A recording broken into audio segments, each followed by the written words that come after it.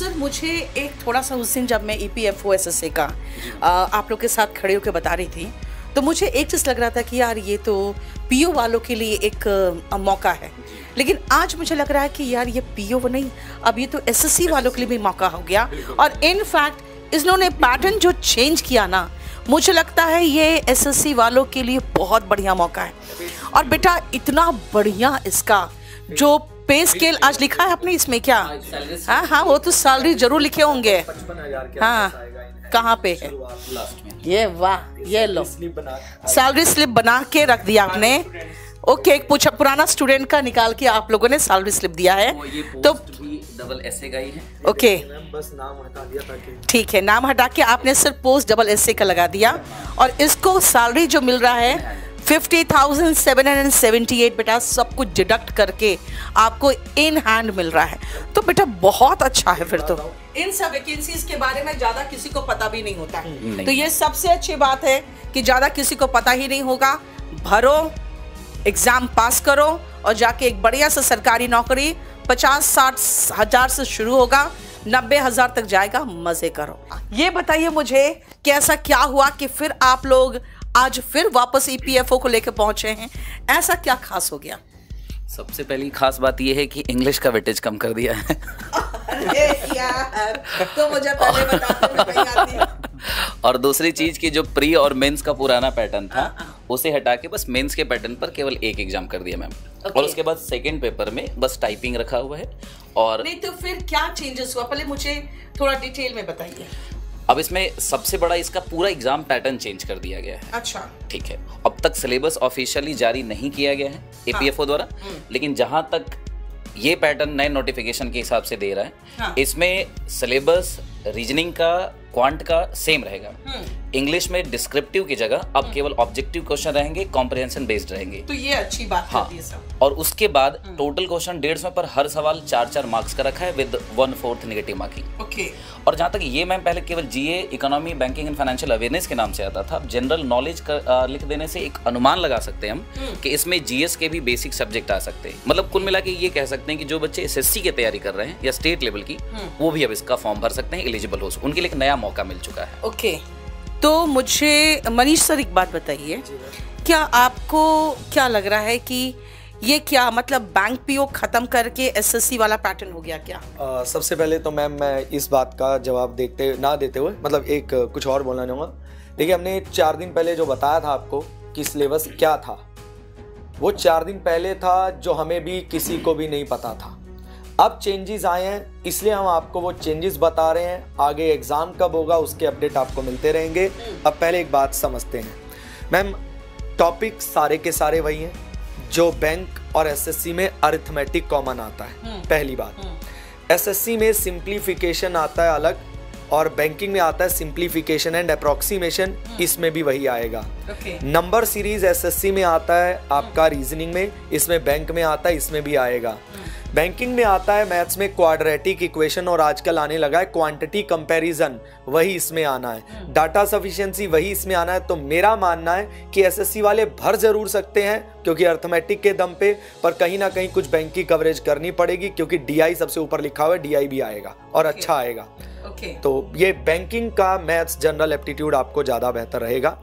और अगर हम बात करते हैं मैं माफ़ी चाहूँगा, क्वांटिटेटिव एबिलिटी जो है ये आपको मिलेगी, और हर सवाल 4 नंबर का मिलेगा। और 4 नंबर का मैम मेरा मानना है कि अच्छा सवाल ही होगा। अच्छा, इजी तो बहुत कम, मॉडरेट होने के चांसेस ज़्यादा हैं। बाकी अगर पिछले पेपर देखें तो पेपर आसान आएगा। तो सर आप जो बोल रहे हैं पिछला पेपर, तो पिछला पेपर में तो पैटर्न ही अलग था शायद। नहीं मैम, पैटर्न जैसे SSC ने इस बार पैटर्न बदला, पर पेपर तो वही रहा ना, लेवल वही रहा। तो हमने जितने भी साल उसको SSA में पढ़ाया है, हमने सारे पुराने पेपर हमेशा कराए हैं। हर साल की तरह हम लोगों ने वो पेपर पता नहीं कितने साल से देखे हुए हैं। तो हर साल आया क्या है, आसान आया है। ठीक है। तो इस बार भी चांसेस है कि पैटर्न बदलने से पेपर एकदम हवा नहीं हो जाएगा। जैसे कुछ लोग क्या कह रहे थे कि अब SSC का पेपर बैंकिंग का हो जाएगा, नहीं हुआ। बकवास। हो सकता है कि मॉडरेट चेंजेस आ जाएं जो कि वैलिड है। ओके। अच्छा सर, एक बात बताइए, आपका रीजनिंग क्या होगा? वो PO लेवल होगा कि SSC का पेपर में बेसिकली रीजनिंग आता किस लेवल का है? SSC नहीं, SSA में। SSA thank you ma'am. पहले तो मैं बता दूं कि जो पुराना पैटर्न था फेज 1 एंड फेज 2 में, तो वो बैंकिंग का बिल्कुल प्योर पैटर्न था। और मेरा ये मानना है कि मैम जब भी एग्जाम स्विच होता है तो पूरी तरह से चेंज तो होगा नहीं, तो कहीं ना कहीं पुराने पेपर का रेफरेंस लेकर जरूर चलेंगे, क्योंकि जो बच्चा पुराने टाइम से तैयारी कर रहा है या जिसका मान लीजिए ड्रीम ही है कि मुझे EPFO SSA में ही देखना 4 मार्क्स एक क्वेश्चन का, इसका मतलब है सर कि बहुत आसान तो नहीं होगा। हाँ वो भी है, लेकिन पेपर का पैटर्न वैसा ही रहेगा, मतलब टॉपिक्स कहीं ना कहीं वैसे ही आएंगे, लेवल हो सकता है कि टफ ना देकर एवरेज दे। दूसरी एक बात जो जरूरी है, पहले क्या था, सेक्शन वाइज टाइम डिवाइडेड था, जैसे फेज 1 में डिवाइडेड था, और अब जो है कंप्लीट टाइम दिया गया है 2 घंटे 30 मिनट। ठीक है, तो 150 मिनट हो गए, और नंबर ऑफ जो क्वेश्चंस है वो भी 150 हो गए। कंप्यूटर के क्वेश्चंस आपको हैं, ठीक है, और जो रीजनिंग है वो जनरल एप्टीट्यूड नाम से है, तो रीजनिंग का सेक्शन जो है वो जनरल एप्टीट्यूड नाम से है। लेकिन जो है जो EPFO SSA national testing agency करा रही है, तो उसका जो कहीं ना कहीं रेफरेंस थोड़ा बहुत SSC से टच भी रहा है, उस तरह के एग्जाम जो रीजनिंग के सिलेबस से रिगार्डिंग। तो आप एक बात बताइए सर, तो आप जो पहले पढ़ा रहे थे उसमें वो सारा पुराना पैटर्न था क्या, डिस्क्रिप्टिव पेपर का वो सब का? जी जी जी जी, लेकिन वो उसके लिए था थर्ड पेपर। जैसे तो बैंक, जो बैंक में मेंस के बाद एक होता है ना, ऐसे लिखना है, लेटर लिखना है, तो वैसा था कुछ। SSC वैसे कराती थी, इस बार पूरा चेंज कर दी। जी जी मैम। सर मुझे एक चीज महसूस हो रहा है, जो डिस्क्रिप्टिव पेपर है ना, जैसे आपने कहा इंग्लिश का वेटेज कम कर दिया, तो वेटेज कम कहाँ किया? यहाँ पे किया ऑब्जेक्टिव में, कि खाली आप कह रहे हो कि डिस्क्रिप्टिव कम किया? कहाँ कम किया? डिस्क्रिप्टिव कम किया है। डिस्क्रिप्टिव वैसे तो मुझे लग रहा है बढ़ाया है, सबसे ज्यादा वेटेज वैसे इंग्लिश ये कह रहे हैं कम किया, वही मैं सोच रहा था कि कम कहाँ किया है, 50 क्वेश्चन है, बढ़ाया है। मतलब आपको इंग्लिश से इतनी जलन कि आपको ये 200 मार्क्स अपने जो आपके जनरल अवेयरनेस उससे ज्यादा कम दिख रहे हैं। मतलब मैम से कहूंगा बेटेस कम कर नहीं नहीं, मुझे एक नहीं समझ में आता कि आप लोग GS वाले और GA वाले ये इंग्लिश से इतना क्यों चलते हैं। एक और बात मैं कहना चाहूंगा, जब भी पैटर्न चेंज हुआ है, चाहे हम SSC ले लें या EPFO SSA ले लें, इंग्लिश का वेटेज बढ़ाया है बाकी सब्जेक्ट से। नहीं, मैं इंग्लिश का इसलिए पूछ रही थी सर आपसे कि इंग्लिश का मैं मार्क्स तो देख रही थी कि ज्यादा है, क्वेश्चन भी ज्यादा है, तो क्या डिस्क्रिप्टिव खत्म हुआ, बस खाली इतना हुआ है क्या? सर मैं आपको बताती हूँ डिस्क्रिप्टिव क्यों खत्म करते चले जा रहे हैं। डिस्क्रिप्टिव में अगर क्वालिफाइंग है तब तो ठीक है, अगर मार्क्स डिस्क्रिप्टिव में रख देता है ना, तो ये कोई भी दुनिया का आदमी तय नहीं कर सकता कि डिस्क्रिप्टिव में इसको इतने ही मार्क्स आने चाहिए। चेक करने का बड़ा प्रॉब्लम। और मैंने एक बार एक बच्चे से कहा था, बेटा हो सकता है वो अपनी बीवी से लड़के आया होगा इसलिए आपको 45 दे दिया, वरना वो वही ऐसे लिखा था जो मैंने करा के मैं भेजी थी, एक को 75 आया था, एक को 45 आया था। इंग्लिश में बेटा डिस्क्रिप्टिव हट जाना एक बहुत अच्छी बात है, और मैं मानती हूँ डिस्क्रिप्टिव हट ही जाना चाहिए था। जो SSC से हट गया, रियली में मैंने वेलकम किया। कुछ लोगों ने कहा मैडम अब आपका Tier 3 का बुक क्या होगा, मैंने कहा कोई बात नहीं, UPSC वालों को टेप दूंगी मैं लेकिन बहुत ही अच्छा हुआ कि इससे भी डिस्क्रिप्टिव हट गया, क्योंकि डिस्क्रिप्टिव हटने से एक अच्छी बात हो जाती है कि बच्चों के बीच में एक लेवल प्लेइंग हो जाएगा। तो राहुल सर आप तो बड़े खुश होंगे कि कंप्यूटर के साथ साथ ये जनरल नॉलेज जो है ना, ये एक चीज़ दिखने लगा है जो आपके भाव को थोड़ा बढ़ाएगा। तो बताइए फिर आपका क्या कहना है? मैम अब इस एग्ज़ाम में 10 क्वेश्चंस तो कंप्यूटर के आएंगे, और जैसा कि आप देख सकती हैं कंप्यूटर लिटरेसी है। तो कंप्यूटर लिटरेसी का मतलब ये है मैम कि बहुत ज़्यादा हार्ड क्वेश्चन नहीं आएंगे, बेसिक कंप्यूटर के नॉलेज बारे में बच्चों से पूछा जाता है कि इंटरनेट क्या होता है, सॉफ्टवेयर क्या होता है, कौन कौन से हार्डवेयर यूज़ किए जाते हैं। तो बहुत ज़्यादा टफ क्वेश्चन तो नहीं होंगे ये, क्योंकि लिटरेसी लिखा हुआ है साफ साफ कि कंप्यूटर लिटरेसी होना चाहिए। और एक क्वेश्चन 4 नंबर का है, तो 40 नंबर मैम काफ़ी वेटेज रखते ही हैं ये। और दूसरी बात यहाँ भी आप देख सकती हैं कंप्यूटर नॉलेज और जनरल अवेयरनेस आ गया है, तो यहाँ पर भी बच्चों को GS में भी मेहनत करनी होगी। तो देखा जाए तो पेपर तो बहुत अच्छा है, सारे बच्चों के लिए बहुत ही एक अपॉर्चुनिटी का मौका है।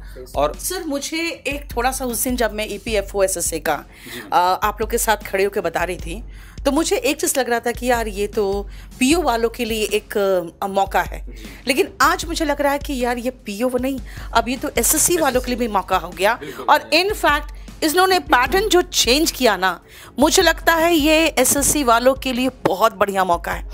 और बेटा इतना बढ़िया इसका जो पे स्केल आज लिखा है आपने, इसमें क्या हाँ वो तो सैलरी जरूर लिखे होंगे। हाँ कहाँ पे है ये? वाह, ये लो सैलरी स्लिप बना के रख दिया आपने। ओके, एक पुराना स्टूडेंट का निकाल के आप लोगों ने सैलरी स्लिप दिया है, तो डबल एसए का ही है। ओके, बस नाम हटा दिया ताकि ठीक है, नाम हटा के आपने सिर्फ पोस्ट डबल एसए का लगा दिया, और इसको सैलरी जो मिल रहा है 50,778 बेटा, सब कुछ डिडक्ट करके आपको इन हैंड मिल रहा है। तो बेटा बहुत अच्छा है फिर तो। एसएससी का स्टूडेंट केडी का निकल गया और कहीं आसपास निकले नहीं निकले कोई आइडिया नहीं है। और सबसे अच्छी बात मैम, इस समय वो रिक्रूटमेंट सेल में ही बैठा हुआ है। अच्छा, शाम को बात हुई थी। लेकिन एक चीज़ है, जैसे आज मैं पढ़ा रही थी, उसने कहा कि मैडम मेरे फ्रेंड ने आपको सजेस्ट किया, उसका रैंक 28 है। मैंने कहा बेटा तुम्हें सजेस्ट करके भेज दिया, वो तो नहीं आया। तो एक चीज़ है, हमारे जो सिलेक्टेड कैंडिडेट्स हैं वो कहीं भी चले जाते हैं, लेकिन बच्चा भेजते हैं केडी में, तो ये सबसे अच्छी बात है बेटा। हम एक नया पैसा एडवर्टीजमेंट में खर्च नहीं कर रहे हैं आजकल, एक नया पैसा सिर्फ इसीलिए क्योंकि मुझे पता है जो सिलेक्टेड बच्चा है वो चाहे कहीं भी किसी के बारे में बोल देगा, क्योंकि ठीक है जान पहचान होता है और फ्रेंडशिप हो जाती है किसी से भी, लेकिन वो चुपचाप से बच्चा भेजता है केडी कैंपस और केडी लाइव में। तो इसीलिए मैं मानती हूँ बेटा कि आपको हम लोग जिस तरह का तैयारी करवाएंगे वो तैयारी और कोई प्लेटफॉर्म नहीं करा सकता, क्योंकि सालों से हम करा रहे थे एसएससी का तैयारी, लेकिन अब जो आप देखोगे तो मैं चाहती हूँ कि इससे रिलेटेड और भी कुछ जानकारी आप लोग दे दीजिए। एक चीज जब देखा मैंने, कोई भी एग्जाम पैटर्न जब भी चेंज हुआ है, पेपर उस बार हमेशा इजी ही आया है, तो एग्जाम को लेकर पैनिक कभी नहीं होना है। और सबसे अच्छी बात इसमें यह है कि जैसे जो पैटर्न चेंज किया उसमें सेक्शनल टाइमिंग नहीं है, ओवरऑल टाइम किया है 150 मिनट का। और दूसरी चीज ये कि नोटिफिकेशन में ये भी नहीं लिखा है कि सेक्शनल कट ऑफ देंगे, हालांकि देगा, उसने बस ये हिंट दे दिया है कि आगे सेक्शनल कट ऑफ भी होंगे और ओवरऑल कट ऑफ भी होंगे। अभी नोटिफिकेशन यूं देखा जाए तो एग्जाम के हिसाब से कंप्लीट नहीं है, आगे एग्जाम के सिलेबस को लेकर, एग्जाम डेट को लेकर जरूर मैम नोटिफिकेशन आएगा। हाँ, एक और चीज कि जैसे इस बार एनटीए एग्जाम कंडक्ट करा रहा है, नेशनल टेस्टिंग एजेंसी, तो मैंने कुछ देखा एनटीए ने पिछले साल जितने भी एग्जाम कंडक्ट कराए, मुझे 2 एग्जाम मिला। एक इलाहाबाद हाई कोर्ट का मिला था, जूनियर असिस्टेंट का, ग्रुप सी और डी आता है, और एक सुप्रीम कोर्ट का जूनियर कोर्ट असिस्टेंट का था। तो ये वाला भी जो वैकेंसी है हम लोगों ने जो देखा, ये भी ग्रुप सी का ही है मैम। जैसे ये पोस्ट देख रहे हैं, टोटल वैकेंसी के साथ साथ यहाँ लिखा हुआ था एसएससी ग्रुप सी का। तो अगर बच्चे अपनी एग्जाम को लेकर स्ट्रैटेजी बनाना चाहें तो आप इन दोनों एग्जामिनेशन के पेपर बेस्ड ऑन मेमोरी जो मिलेगा उसको ध्यान में रखते हुए तैयारी कर सकते हैं। इनसे बहुत उनको सहूलियत मिलेगी, हेल्प मिल सकता है। कुछ स्टेनोग्राफर के बारे में बता सकते हैं सर आप लोग, क्योंकि एक लड़की है। हाँ, स्टेनोग्राफर का बच्चे जो प्रोफेशनल पार्ट है, शॉर्ट हैंड, हालांकि वैसे डिटेल में सारी नोटिफिकेशन, अब जहाँ तक मुझे लगता है कि नोटिफिकेशन आती है तो सबसे पहले बच्चे उसको डाउनलोड कर ही लेते हैं। उसमें 200 क्वेश्चन है और 800 मार्क्स का है, 200 क्वेश्चन है। बाकी उसका भी 2 ही पार्ट होना है, एक ऑब्जेक्टिव होना और एक जो डिक्टेट करेंगे, शॉर्ट हैंड लिखना और उसको फिर टाइप करना होता है इंग्लिश में। वो पूरा वही पुराना पैटर्न है उसका, और इसमें कोई खास नहीं। मुश्किल चीजें जिसमें ज्यादा बदलाव लगता है वो एसएसए है, इसलिए हम लोगों ने इसके बारे में आज बात करी। अच्छा, एक छोटी सी बात भाई, रिक्वेस्ट है कि प्लीज बहुत ज्यादा हाई लेवल सवालों पे हमें नहीं जाना। ये बैच हमें टारगेट करेगा हमारे बेहतर रेलेवेंसी के लिए, ठीक है। 3 महीने में आपको ना पीएचडी हमें नहीं करनी, हमारा पेपर क्लियर होना चाहिए, तो उस तरीके से हम लोग पढ़ेंगे, इसलिए इसको मिस मत करना, ठीक है। ना 5000 ना 10,000, सिर्फ 2000 में, ताकि आप वीओडी प्लस लाइव 3 महीने, वीओडी का कारण समझ लो फिर से, ताकि सिलेबस कंप्लीट कर पाओ, प्रीलिम्स मेंस बढ़िया से दे पाओ।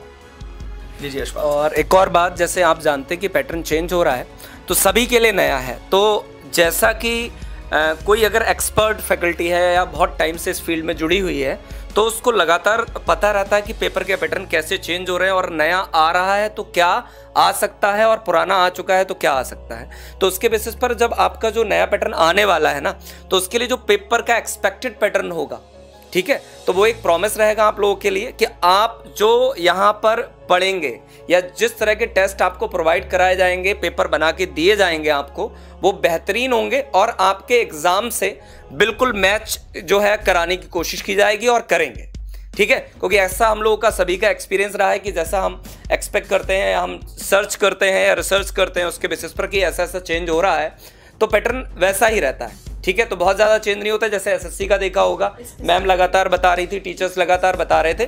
ध्यान रखें, फेज़ 1 ही मेंस है, उसके बाद फेज़ 2 में जो है आपकी कंप्यूटर टाइपिंग है, उसमें हिंदी की जो टाइपिंग है वो 30 वर्ड्स पर पर मिनट है और जो इंग्लिश की है वो 35 वर्ड्स है, ठीक है। तो फेज 1 एंड फेज 2, तो फेज 1 जनरल एप्टीट्यूड आपका जो है वो 30 question, GK and GA and quantitative ability and English and computer. Phase 2 जो है वो दे रखा है यहाँ पर, ये आपका सिर्फ क्वालिफाइंग है, इसमें वेटेज नहीं है, क्वालिफाइंग है, ठीक है। तो बस पास करना है इसको। और कोई जानकारी जो आप देना चाहते हैं सर?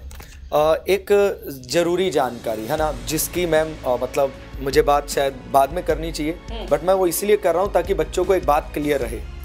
मान लो अगर आप ये EPFO SSC का बैच हमारे KD लाइव पे लेते हो, ये मेरे को इम्पोर्टेंट याद था बताना आपको, तो इसमें हम लोगों ने ना मैम पहले तो सोचा था लाइव रखें, फिर हम लोगों ने आपसे भी बात हुई थी याद, मुझे लगता है 2 दिन पहले, तो आपने बोला था कि इसको लाइव प्लस VOD कर दो ताकि बच्चों का सिलेबस कंप्लीट हो जाए। सही बात है। क्योंकि कोई भी जगह पे मैम लाइव में पूरा नहीं करा पाएंगे, 2-2.5 महीने में अगर पेपर हो गया तो लाइव में पूरा नहीं करवा पाएंगे। सही बात है। तो कुछ VOD इसीलिए दे दे कि वो याद करता रहे, हाँ, और साथ प्लस में लाइव करता में रहे। यस, हाँ, तो ये ठीक बहुत है। जरूरी है कि बच्चा अपना सिलेबस कंप्लीट करके हिट मारे 2-2.5 महीने 3 महीने में बढ़िया एग्जाम के क्वालिटी लिए। कंटेंट भी और कंटेंट एक नंबर है मैम, जो VOD है एक नंबर, और लाइव में तो बच्चा देखेगा ही कि है क्या।